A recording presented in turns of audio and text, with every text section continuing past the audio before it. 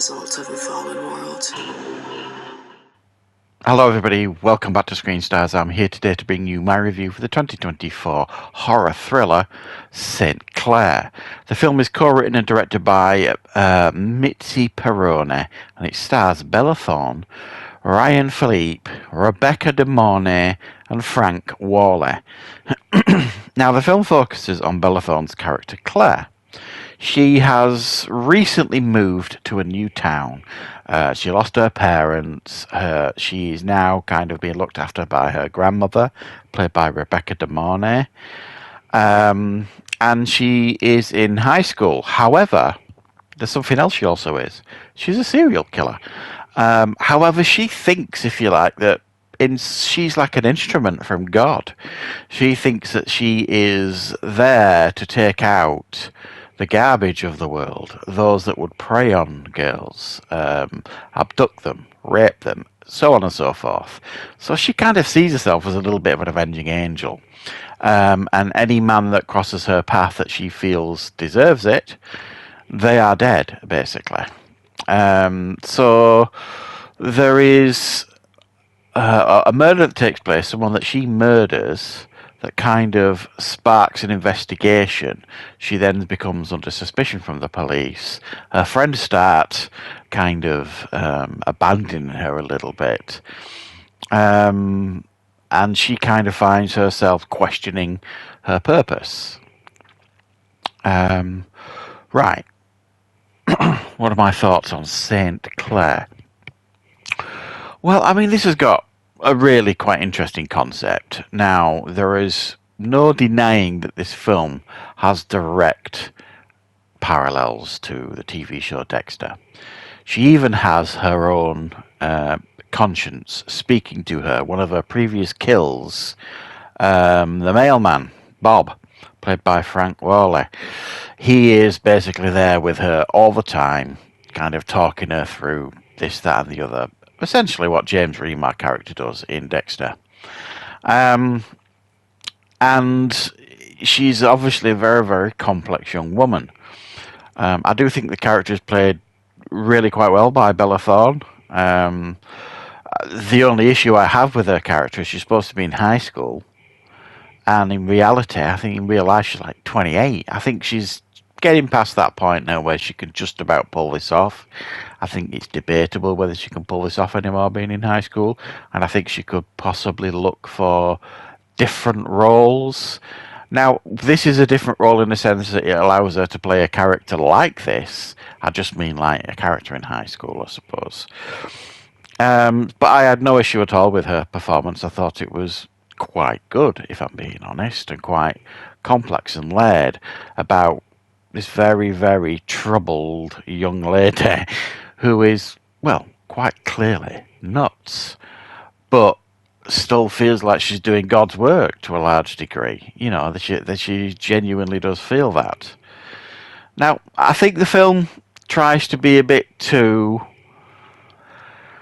I don't know what the right word is, really. Clever. You know, there's a lot of religious symbolism in the film, that kind of stuff. It just, I think, if it had just stuck to it like a traditional way of telling the story, it probably would have helped the film better. But it is a fun and interesting concept, and it's got a pretty good cast. I thought they were all good. Rebecca De Mornay, who still looks fabulous, by the way. I actually thought she was playing a mum until it was identified that she was playing a grandma. That's how young she still looks in my mind. And Frank Worley as Mailman Bob, I just thought he's the one that kind of brought the humour to the film, because there's a layer of dark comedy that runs through this that I sometimes have an issue with comedy in films that I think don't need it, or that it's totally wrong. But it actually works here. The dark comedy, it's not too much. It's just kind of pops up now and again. But for the most part, it does suit the film, thankfully. The film spends, I think, a lot of time with her kind of interacting with her high school friends and trying to kind of fit in, if that's the right way of saying it. But she never really seems to struggle with the normal everyday life sort of stuff like Dexter does, if you like. Dexter, he pretends to be normal. Whereas we don't get that impression with this character, with Claire, that she's pretending to be normal. She doesn't think there's anything wrong with her. She actually thinks she's, like I say, she's doing God's work and she's doing a good thing. She's a very, very dark character. A very, very dark character. But one of her high school friends ends up going missing because the first person we see her kill in this film was essentially someone who was asking her for directions, offering her a lift. And we know what kind of person this is. He's clearly not a nice person. But what he doesn't realise is that Claire knows that as well. So he becomes one of her victims in the film, the first victim that we see in the film. But he wasn't working alone.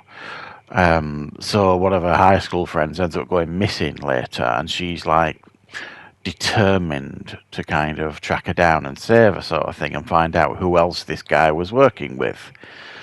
So that's kind of where this kind of story ends up leading. And it finishes with, I don't know if unnecessary twist is the right answer, but I don't know if the film needed it.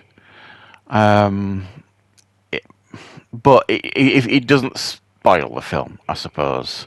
Sometimes you'll watch like a twist and it just feels like they tried to just throw it in just to throw a curveball, or because they'd run out of ideas or something like that. And that's not really the case here. It does, if you think about it, make sense. But I just don't think the film needed it. But I have to say, I was quite surprised by this one. I wasn't expecting this one to be any good, I suppose. And while I'm not saying this is brilliant or anything, I think there's, like I say, a little bit too much creative license taken by the director here and there, a little bit too much religious symbolism going on, a little bit too much trying to be too clever for what it actually is. But when all of that is, you take all of that away, there is a good film underneath with an interesting idea, even if it is like a female Dexter in very many, many ways, with some strong performances as well. So yeah, if you like that sort of thing, St. Clair won't necessarily disappoint you, I don't think. I had a pretty decent time watching it, so that's my thoughts on St. Clair. Let me know if you've seen the film or if you're going to see it, and I will of course be back with plenty more content on the channel very, very soon.